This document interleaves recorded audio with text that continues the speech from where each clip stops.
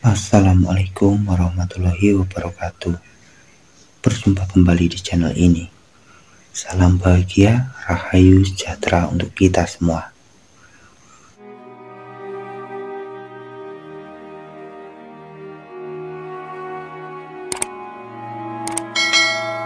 Semoga kamu yang melihat video ini, saya doakan semoga kamu baik-baik saja dan semoga kebahagiaan selalu bersama kamu. Amin. Dalam kesempatan kali ini, saya akan membahas tentang prediksi tahun 2023, tentang misteri yang terjadi di tahun 2023 menurut hitungan rumus Primbon Jawa.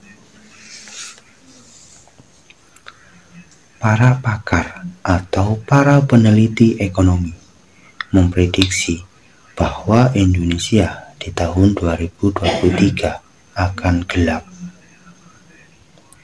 Menurut yang bisa menerawang, di masa depan akan ada banyak bencana-bencana yang akan terjadi. Tetapi menurut rumus Primbon, hitungan Sri Lungguh Gedhong Loro lan Pati, Indonesia di tahun 2023 itu adalah tipe lungguh lan tipe gedhong.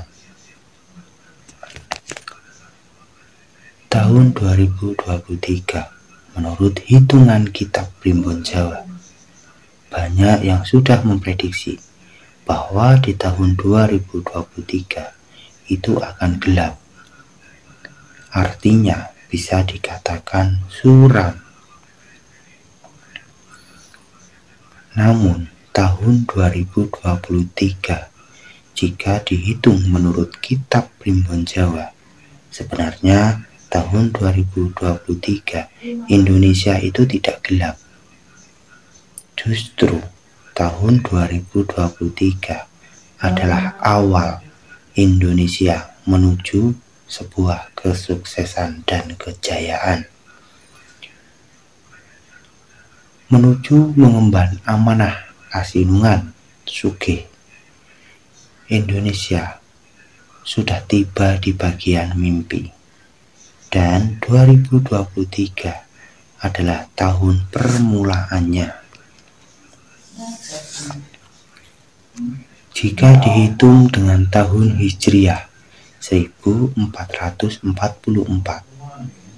dengan rumus Sri Lungguh Gedhong Loro lan Pati, Indonesia dari pertengahan 2022 hingga tahun 2023 pertengahan, hitungannya itu jatuh 3 atau berada di angka 3, yaitu tipe gedhong. Tipe gedhong itu dalam istilah Jawa disebut kuat nyunggih derajat Kasinungan Sugih. Bisa diartikan Indonesia sudah memasuki masa kejayaan. Dan jika dihitung dengan tahun Masehi 2023 dengan rumus Sri Lungguh Gedhong Loro lan Pati, Indonesia di tahun 2023 itu hitungannya berada di angka 2, jatuh di angka 2, yaitu tipe lungguh atau tipe rezeki. Istilah Jawa tipe nemu kabejan atau keberuntungan. Itu jika dihitung dengan rumus kitab Primbon Jawa. Jika secara ilmiah para pakar atau para peneliti ekonomi memprediksi ekonomi Indonesia akan gelap karena terkena imbas ekonomi dunia, secara akal itu bisa saja terjadi. Tetapi semua mari kita kembalikan lagi bahwa Tuhan adalah Maha Kuasa, Gusti yang mempunyai sifat jais, sifat kewenangan yang tidak bisa kita doktrin. Karena Sang Pencipta alam semesta yang lebih tahu segalanya. Apa yang menurut akal pikiran kita akan terjadi. Dan setiap hari kita menemui hal-hal kejadian tersebut sebenarnya jadi yang terpenting. Bukan soal nanti akan terjadi kesulitan, tetapi yang terpenting mari kita tetap waspada, berhati-hati dalam bertindak. Yang perlu kita pikirkan bukan masalah yang menurut akal pikiran kita akan terjadi, tetapi yang perlu dipikirkan adalah bagaimana kita menyikapi, bagaimana kita mencari solusi.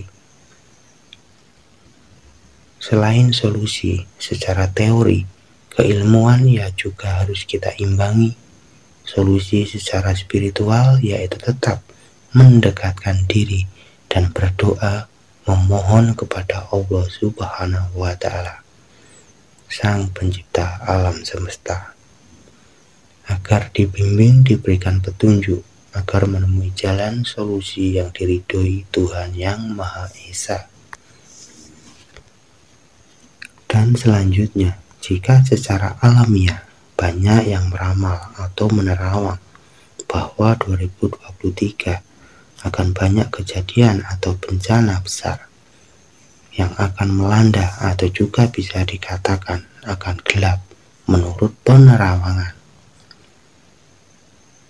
Itu dari dulu, zaman kenabian, dari zaman nenek moyang kita, sudah ada banjir atau gunung meletus, kerusuhan atau keributan yang menimbulkan banyak korban.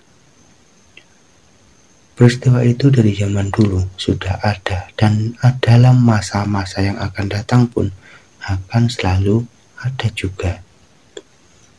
Karena itu adalah bentuk keseimbangan alam, di mana proses alam menuju keseimbangannya. Dan orang yang bijaksana itu tidak mempersoalkan masalah apa yang sedang dialami atau yang akan dialami. Tetapi ajarannya, leluhur kita itu mengambil hikmah dari setiap masalah yang sedang dialami. Hikmah apa yang bisa diambil dari setiap apa yang dialami dan tidak mempermasalahkan atau sibuk dan mempersoalkan kejadian yang sedang terjadi dan akan terjadi. Tetapi ajaran leluhur itu harus berpikir, bergerak dan bertindak, berikhtiar, mengatasi atau mencari solusi dari masalah yang ada dan akan terjadi. Salah satu contoh tentang ramalan cuaca, ketika akan turun hujan, prediksi perkiraan itu yang diukur secara ilmiah atau secara keilmuan akan terjadi, tetapi faktanya bisa secara tidak terjadi. Bagaimana kita supaya siap ketika terjadi sesuatu? Contohnya, menyiapkan payung sebelum hujan, menyiapkan jas hujan sebelum hujan, menjaga fisik agar tidak mudah sakit. Ketika turun hujan, bukan malah menggerutu atau mempersoalkan tentang hujan. Karena hujan, banjir atau gunung meletus itu sudah menjadi proses alam. Jadi apa yang menjadi pikiran atau penerawangan tentang 2023 yang dianggap menakutkan? Kita tidak perlu takut karena segala macam bentuk rasa was-was atau khawatir hanyalah akan membuat kita lemah. Was-was itu adalah rasa takut yang berlebih. Takut itu menjadi gerbang menuju setan dan dedemit atau sejenis bangsa jin yang jahat untuk memperdaya dan melemahkan kita manusia.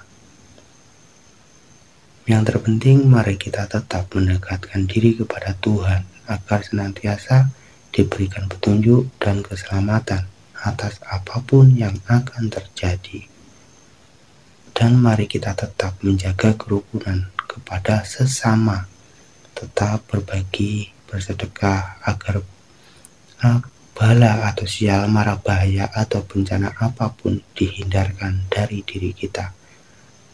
Semoga bumi tercinta kita Indonesia akan selalu jaya, jaya, dan jaya. Assalamualaikum warahmatullahi wabarakatuh. Salam bahagia, rahayu, sejahtera untuk kita semua.